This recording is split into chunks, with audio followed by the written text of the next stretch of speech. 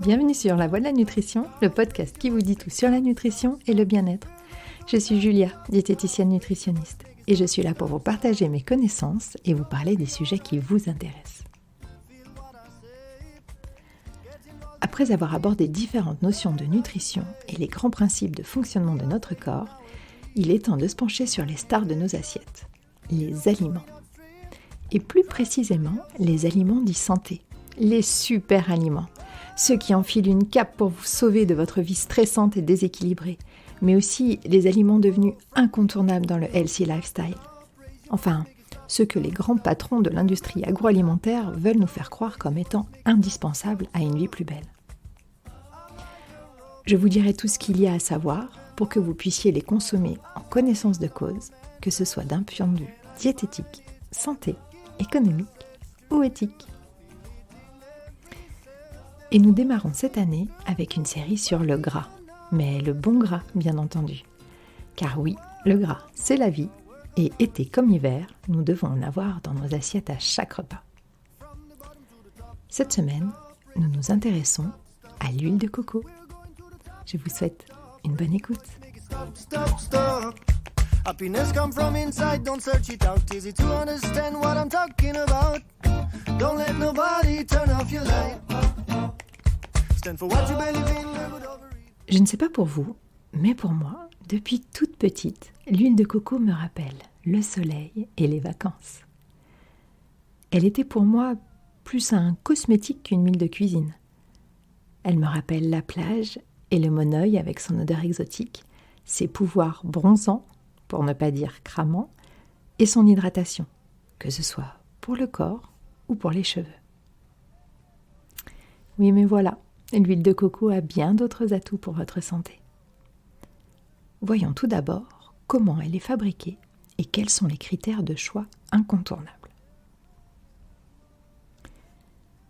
Cette huile végétale naturelle provient donc d'un fruit, un fruit exotique, la noix de coco, que l'on trouvait à l'origine en Polynésie, en Asie du Sud-Est. Aujourd'hui, l'Indonésie, l'Inde et les Philippines sont les premiers producteurs mondiaux. Sa fabrication comporte différentes étapes, mais toutes se font, ou devraient en tout cas se faire, de façon naturelle et mécanique, donc sans ajout de produits chimiques ou de procédés de fabrication qui détérioreraient les qualités de la coco et donc de son huile. Un cocotier peut produire entre 50 et 150 cocos par an, et une noix de coco sera consommable au bout de 11 à 12 mois. Une fois ramassée, la coco est fendue en deux. On en prélève la chair blanche, que l'on appelle alors le copra, qui sera râpée, puis séchée, afin de déshumidifier la chair et d'éviter ainsi la moisissure et la fermentation qui diminueraient la qualité de la future huile coco. Ensuite, vient l'étape du pressage à froid. Donc ici, une action purement mécanique.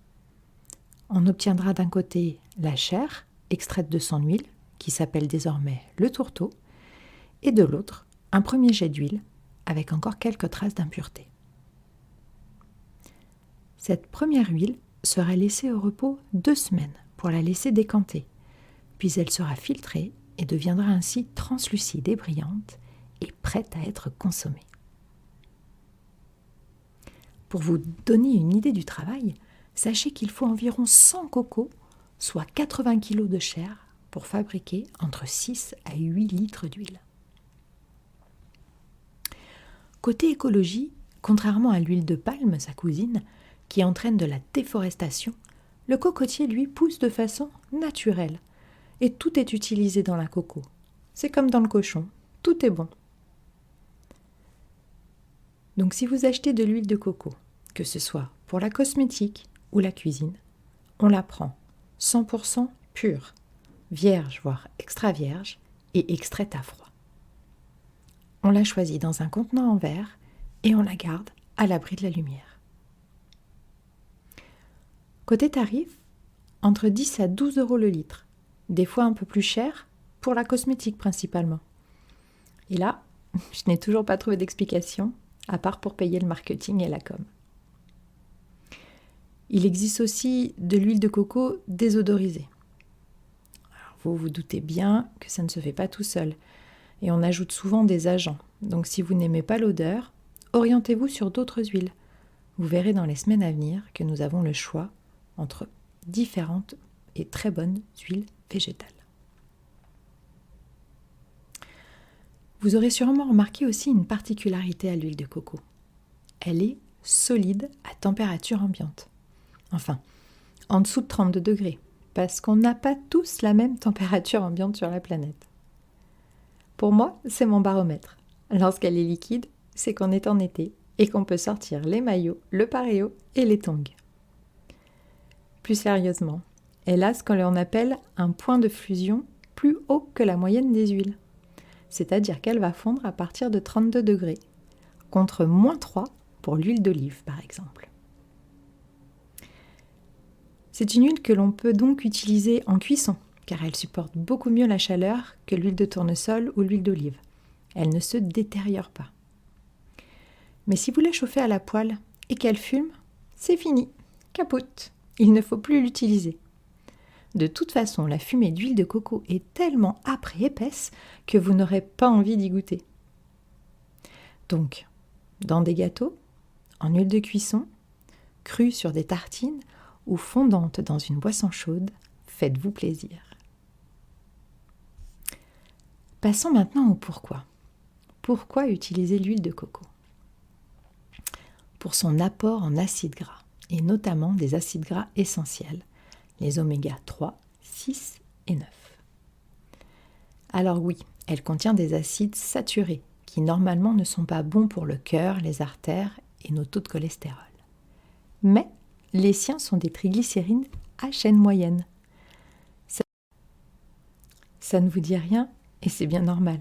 Mais sachez juste que ces triglycérides-là ne sont pas stockés par le corps. Ils sont très vite utilisés et ne se collent donc pas à nos artères.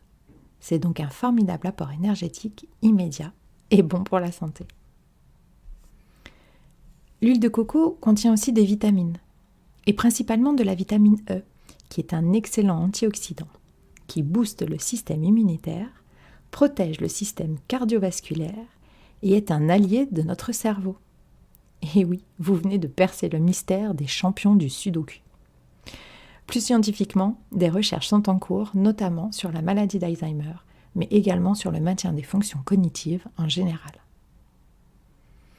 Elle a en plus un effet gastroprotecteur, par son action antibactérienne qui va aller boxer les petits virus et microbes qui peuvent provoquer des troubles digestifs, ainsi qu'un effet bénéfique sur notre microbiote intestinal. Elle aide à maintenir un taux de sucre plus stable dans le sang et est donc favorable pour aider les personnes diabétiques dans leur contrôle de la glycémie. Elle aurait aussi un rôle dans la régulation du système hormonal, notamment sur la thyroïde et les glandes surrénales, qui aujourd'hui, rappelons-le, sont sursollicitées à cause du stress. Moi, j'adore en mettre une petite cuillère dans mon thé, surtout l'hiver, parce que non seulement ça sent les vacances, ça booste mon petit cerveau, ça me donne la pêche pour aller courir même par -2 degrés, et en plus, ça fait les lèvres toutes douces. Justement, niveau cosmétique santé, à quoi peut-on s'attendre encore avec elle ? Outre son pouvoir hydratant, assouplissant et réparateur pour la peau comme les cheveux, elle a aussi un effet cicatrisant, antibactérien et antifongique. Elle peut donc être utilisée pour traiter des mycoses, des gerçures, des coupures, des brûlures, minimiser des poussées d'herpès. Et j'en vois qui ont des hauts le cœur, alors je m'arrêterai là pour les exemples dermatologiques. Mais bref, vous avez compris. Et si vous êtes en panne de démaquillant, n'hésitez pas à tester. Et voilà, nous avons fait le tour de l'huile de coco. Si vous avez aimé ce podcast, n'hésitez pas à le partager pour faire du bien autour de vous. Et si des sujets vous intéressent, contactez-moi pour me proposer vos idées. Je vous dis à jeudi prochain. Prenez soin de vous. Get involved in the fight, learn how to play. We have faith in our dreams and direction. You know we're going upstream and cross the ocean. Whoa, cross the ocean.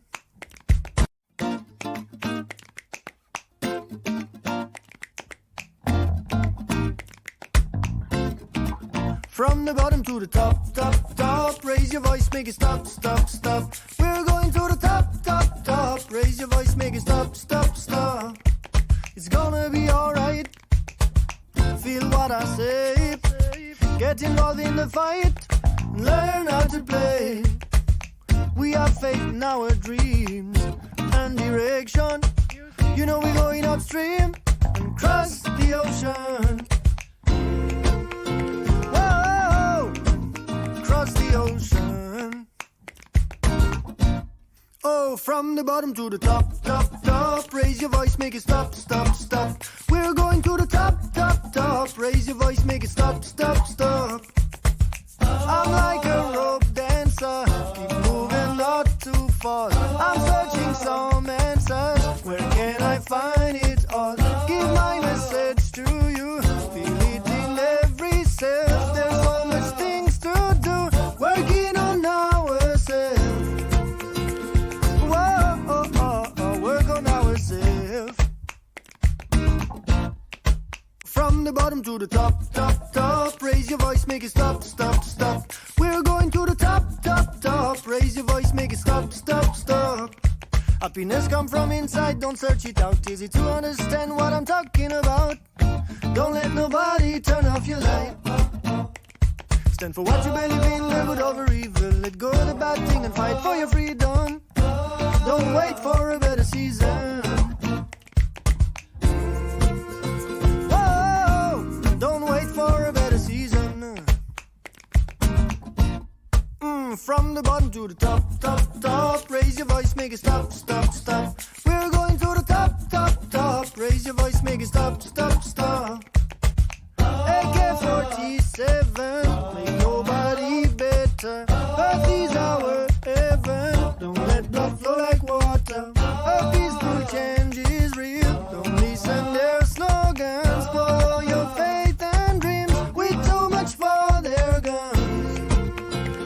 Whoa, too much for their guns. From the bottom to the top, top, top. Raise your voice, make it stop, stop, stop. We're going to the top, top, top. Raise your voice, make it stop, stop, stop.